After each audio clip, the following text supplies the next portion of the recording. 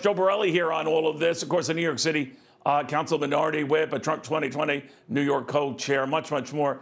Joe, it's getting a little extreme here.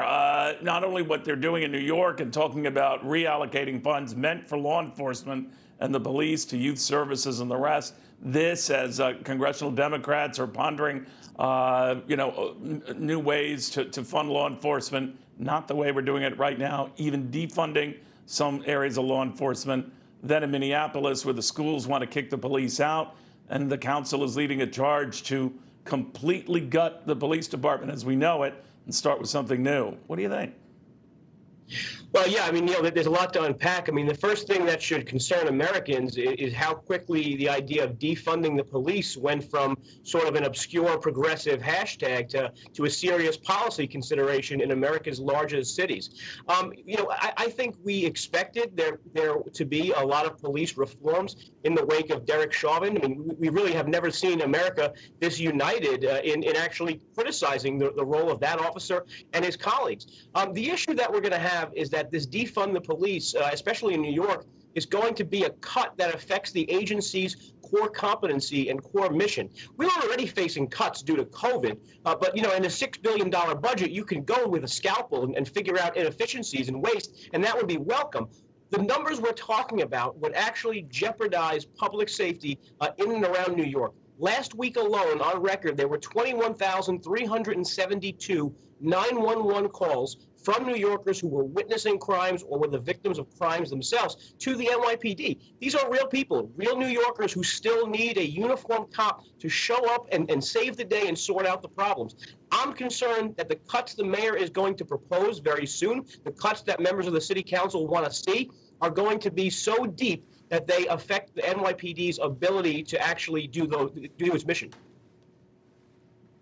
A lot of the aid that the city gets, particularly from the federal government, let's say it's allocated to law enforcement. I don't know whether the whole $6 billion is, but you just can't change that and put it in a different pot or put it in a different category.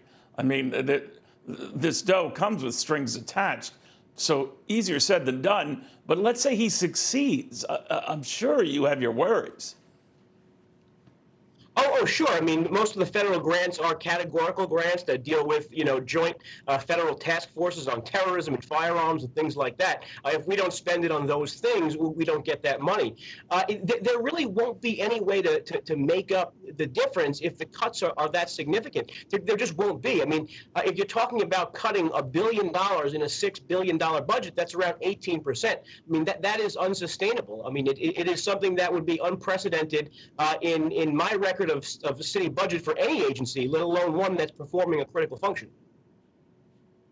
I just worry, regardless of your views about some police policies, whether in Minneapolis they're addressing whether they need chokehold policies or any of that. I get that. But some of this other stuff, if you're giving a heads up at a school system, let's say in the Minneapolis area, that you don't want police there, isn't that like an engraved invitation to those who solicit drugs and those who, are part of gangs, that it's open season now? Look, the NYPD went into the schools a few decades ago in response to growing crime and growing problems within the New York City public school system. Their affiliation with the NYPD, they have non-armed officers in New York City schools. Their affiliation with the NYPD has proven successful and has kept schools safe, has kept the school my kids go to safe.